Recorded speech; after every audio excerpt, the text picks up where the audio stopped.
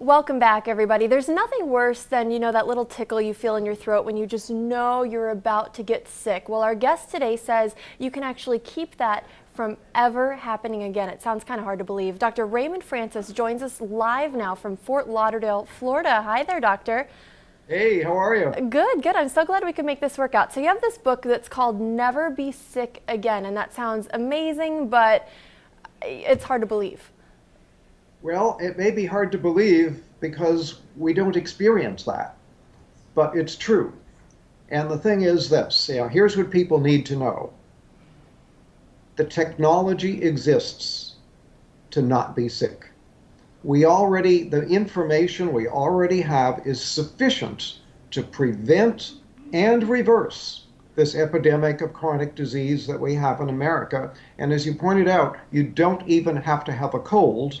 And I can tell you that I have had, in the past 26 years, I've had one cold, and I have a very good excuse for that one cold. So I'm 75 years old. I am in perfect health. I don't take any medications whatsoever. I have boundless energy. I have a clear mind. I don't have an ache or a pain in my body. I'm living proof that you can be healthy and you don't need to be sick. Now, I think I've kind of started to take it for granted that I'm going to get one cold every year, and I plan ahead for that, and I think a lot of people live like that. I can't imagine a life where you never even get a cold.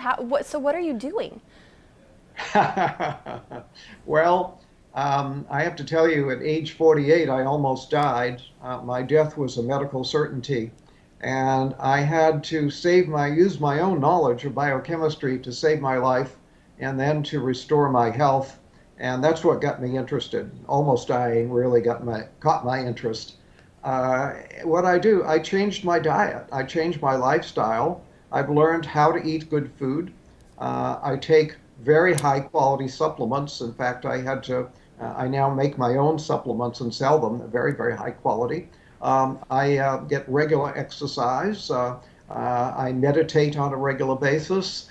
So in short, I changed my diet. I change my lifestyle, and I take very high quality supplements, and that's why I'm so healthy. So what are some changes that all of us can take? Because not everyone is able to, make their own supplements in their home. So what are some simple things that we can do right now to keep ourselves from getting sick again?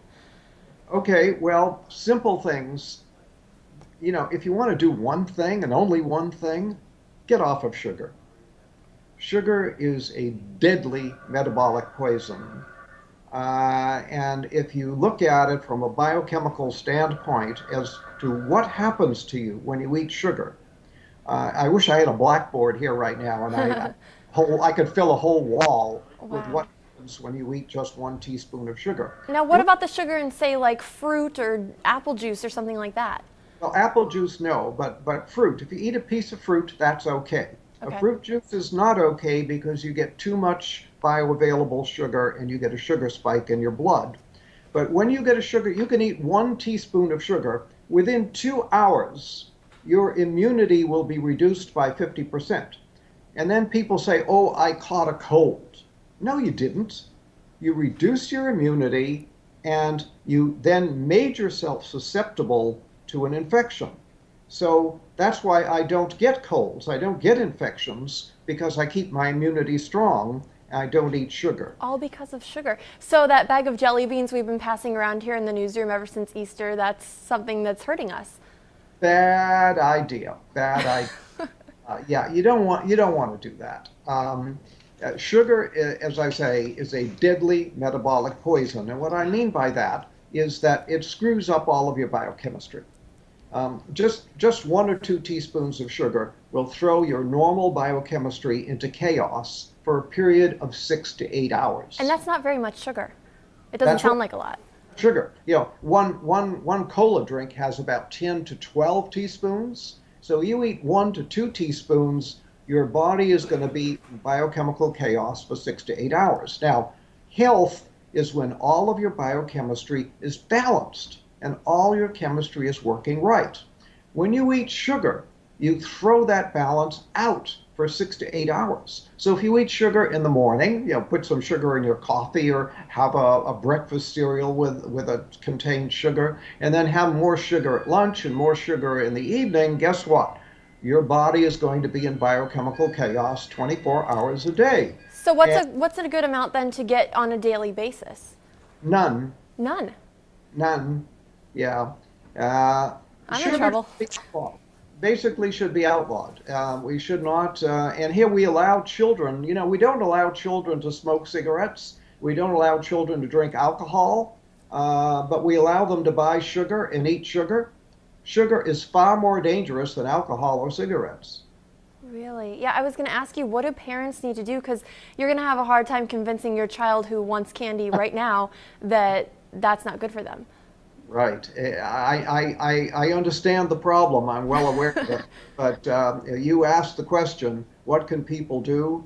That's one thing anybody can do to improve their health. Sugar causes every imaginable disease. For example, Alzheimer's. Sugar is the leading cause of Alzheimer's.